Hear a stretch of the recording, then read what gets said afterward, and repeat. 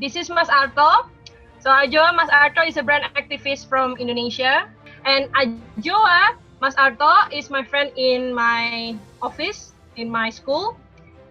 She's doing CCT. So CCT is part of the research stream in marketing, consumer culture theory. It's about celebrity, isn't it, Adjoa? Yeah. All right, Yeah, nice. Yeah, it's about celebrity in Ghana. Her research is quite interesting. All right, so Adjoa, tell me a little bit about Ghana. Ghana is in West Africa. It's a very small country. The population is about 30 million. Major export is cocoa, and our claim to fame is we were the first country to get independence in West Africa.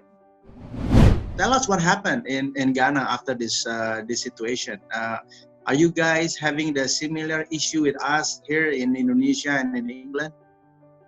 Yes, but fortunately, our cases haven't gone up a lot. The country the health system isn't very strong. So there are 2 major cities that are on lockdown because that's where the cases have been clustered. And we recently the government is trying to fast track all the testing so that we can get as many people tested as possible. And recently, one of the people in quarantine escaped. So there's a worry that she has gone out and spread that. So they're trying to track everybody that she may have come into contact with.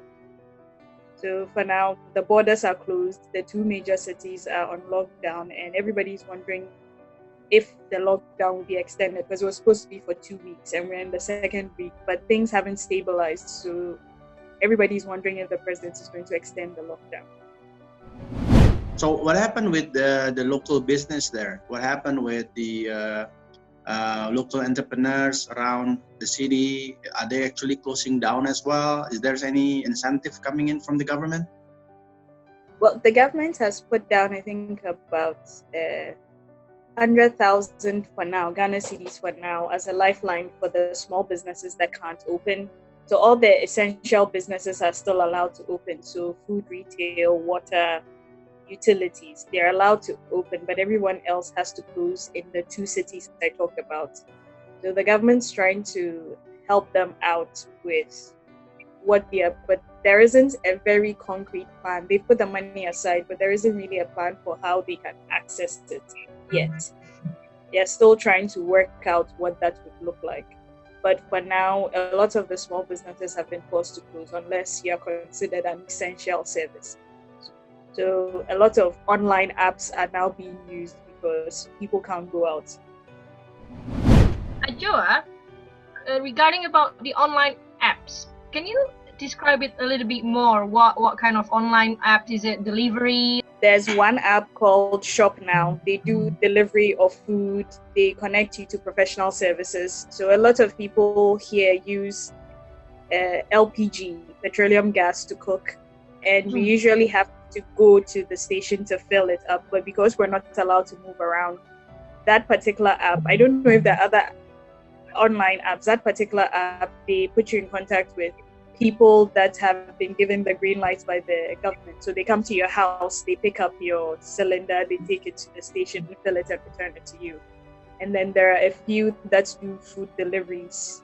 There's Jumia, they do food deliveries and they allow you to shop for fresh produce and then they'll deliver it to you without you having to go out for them. So that there are a few apps that are springing up like that. Like a few of them were being used, but Ghanaians usually like the personal, physical being there and using cash, but the current situation is forcing them to actually branch out and try online delivery services. So it's not really a lot of changes like what happened in England or even in Indonesia, because we've been going through this for almost a month and over. So we start to see a lot of creativity coming in from the local entrepreneurs. Have you seen anything like any ideas or any campaign that actually being held right now from the local brand or local initiative?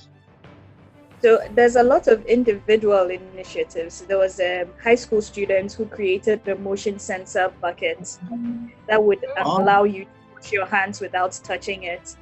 And then there was a uni student who created, it's like a public water service. So it has the same features, except it's not a bucket. So you can walk up to it. The timer is set for 25 seconds. So you walk up to it, it dispenses the hand like soap, and then for 25 seconds you wash your hands. There's that. And then I know a local distillery has stopped production of alcohol and is producing hand sanitizers.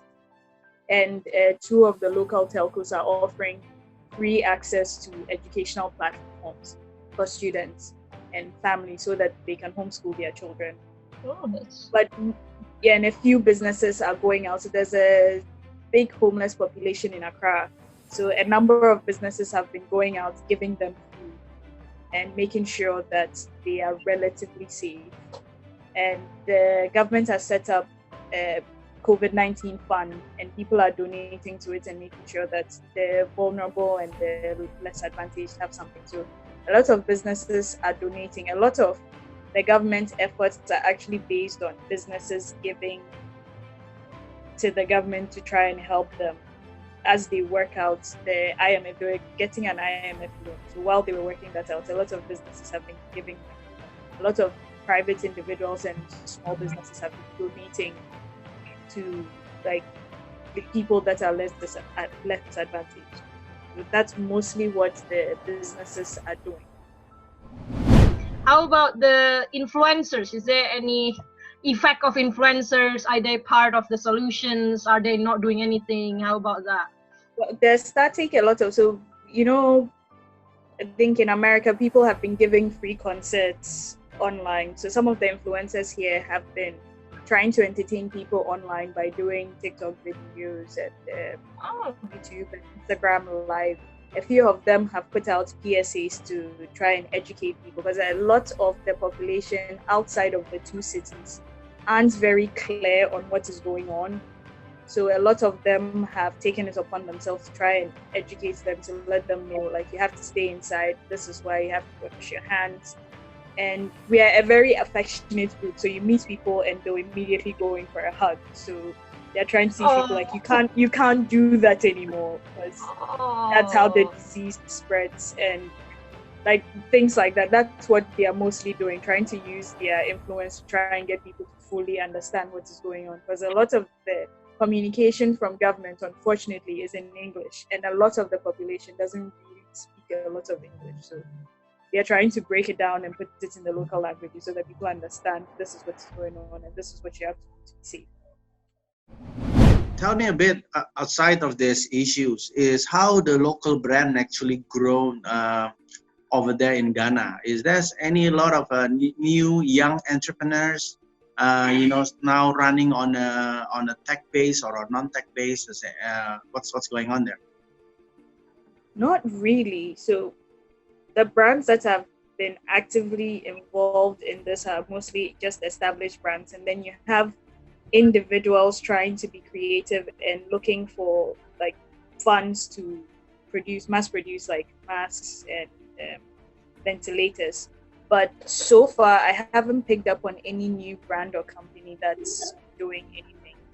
It's mostly individuals trying, like, using what they know and then asking for businesses to sponsor them. But so far, most of the brands that are out there, they are established brands that people know about. Right now, I think the situation is still pretty much under control because of the outbreak. Is actually, we're hoping it's still always under control. But what do you think it might happen in terms of the local economy next few weeks to come, in your opinion?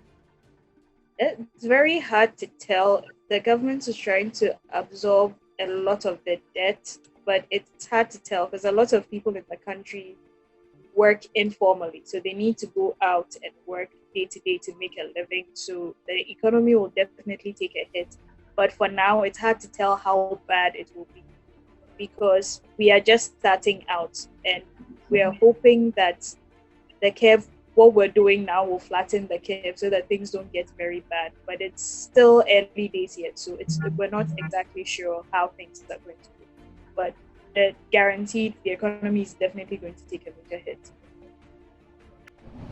I'm just curious about how the consumer behave in the situation, Adjoa, when they announce there is a lockdown. I think it was the 28th. That's when the president, the 28th of March, that's when the president announced the lockdown. And Okay. the day after for the two cities, and immediately after, you couldn't get anything. People were just buying a lot. So the markets were crowded, things were unavailable. There was a lot of panic buying, and a lot of the sellers hiked up the prices because they were worried people wouldn't come into town to buy. So there was a lot of panic buying. And then after a day or two, when people started getting stir crazy, they started breaking the rules and going out too. Because food places are still allowed to open, even though they are supposed to make it to go if you're going there in person. They are still open. So people have been sneaking out and like meeting up.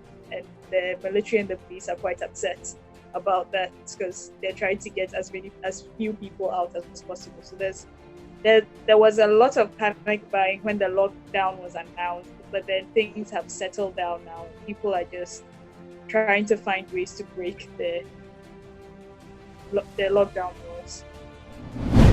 Well, thank you very much, Adjoa, for your time again. And then, like Mas Arto said, please stay healthy, stay safe, and say hello to your families and everybody's in Ghana. And hope we can actually have another chat maybe in the future. All right. About calls. All right. Hopefully it will be after everything is settled down. Yes, yes. You're welcome to come to Indonesia. I will definitely. I hear your food is very good, so you're on my list of places to visit before I die. Alrighty, so thank you very much again from Indonesia. Right. I would like to wish you all the best, Ghana, Adjoa, and Gilang. We'll talk to you again and have a very nice day. You Okay, too. thank you Bye. everybody. Bye. Bye.